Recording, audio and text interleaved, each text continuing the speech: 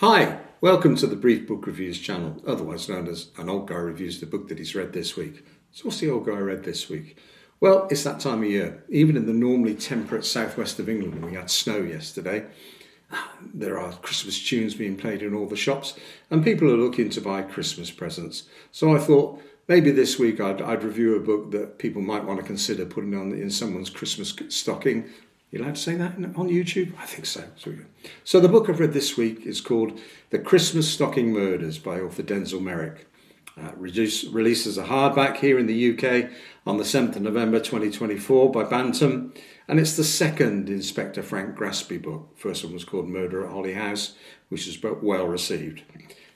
I guess Denzil Meyrick is probably best known for his DCI Daily series and also his locked up novellas, one of which, Ghost in the Gloaming, I've reviewed on the channel and really enjoyed. So I knew that this book would be a dose of cosy crime and humour and, why not? A good idea for a Christmas present. So what's this all about? I say, stop Walpole Cliff. Okay, off we go. Related in the first person, Frank says these are my case notes of a particular mystery that occurred in 1953. So we kick off 22nd of December 1953.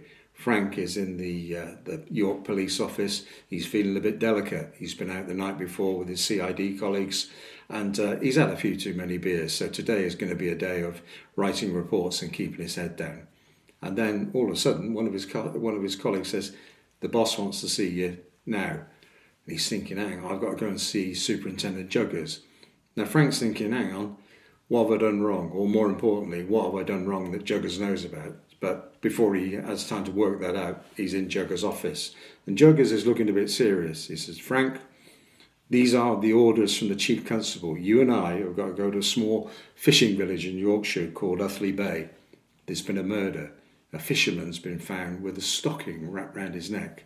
There's clearly something going on here, and we've got to go down there and sort it out. Get ready to leave immediately." So Frank is thinking, I'm not being told the full story here, to use the modern vernacular. I'm not being read in. But he thinks, well, Juggers knows what he's doing, so off they go. They rock up to a local hotel. Within seconds, everybody in the village knows there's two coppers in the village because it's a small fishing village where everybody knows each other.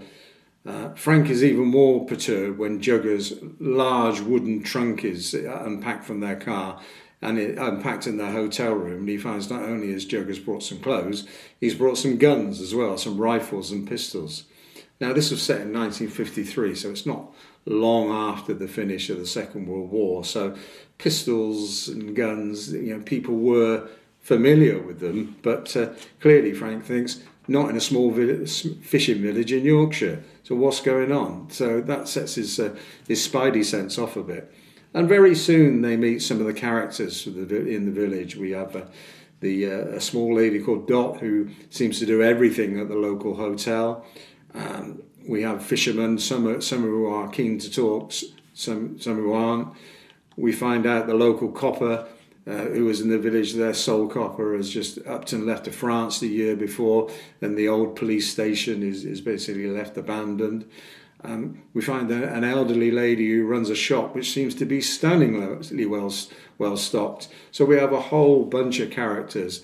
And to make matters worse, Frank's dad, the Reverend Grasby, is decided to stay at this hotel in Uthley Bay with his girlfriend.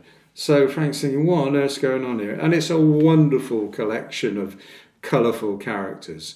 We then find that as Frank and Juggers investigate the crime, a fisherman's been strangled, ended up with a stocking wrapped round his neck and been murdered, but also loads and loads, hundreds of packets of brand new stockings wrapped in cellophane are being washed up on the beach. So clearly there's some sort of nefarious activity going on here. The hotel is owned by what appears to be a mad professor. And, with the diminutive Dot, who seems to do every job in the hotel, strange fishermen, they don't know where to turn. They don't know, which of these characters are telling them the truth because they appear all to have secrets. And so it's a really tricky mystery for Frank and Juggers to solve. I really enjoyed it. It's full of humour. You know, if you want fast action, modern, all action thriller, this isn't for you. But this is a good murder mystery.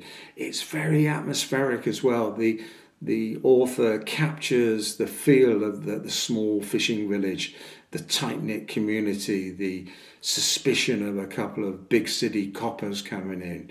And there's also social comments as well. There's things like Frank saying, he's talking about bobbies on the beat, and clearly that's the steadfast. You can rely on that, and that will never change. And of course, here in 2024, things have changed quite differently. So, apart from the humour and the social comment, apart from the humour and the murder mystery, there's social comment as well. So, I really enjoyed it. I'd give it a 7 out of 10. I recommend it. I guess. As I said, this won't be for everybody. It's not an all-action thriller, but lots of humour, very, very well-written characters, and the two main characters end up getting stranded by a storm. And you could say, I guess, that plot's been done before. Two coppers stuck in a remote location, stranded by a storm, having to use their wits to solve the murder mystery. But it's very well done and very well written. So that's it for this week's brief book review. I'd certainly recommend it. Cosy crime, lots of humour. Give it a read. Put it in someone's Christmas stocking.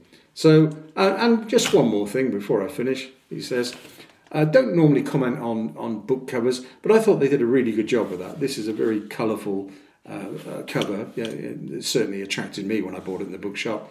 Nice design on the spine as well, and for those like me that like having a proper book in their hands, on the spine of the actual book itself, there's a sort of gold embossed cover. So really enjoyed it. I'd recommend it. Put this on your Christmas list. That's it for this week's brief book review. Sorry I waffled a bit. 10/10 till we do it again. Thanks for watching. Bye.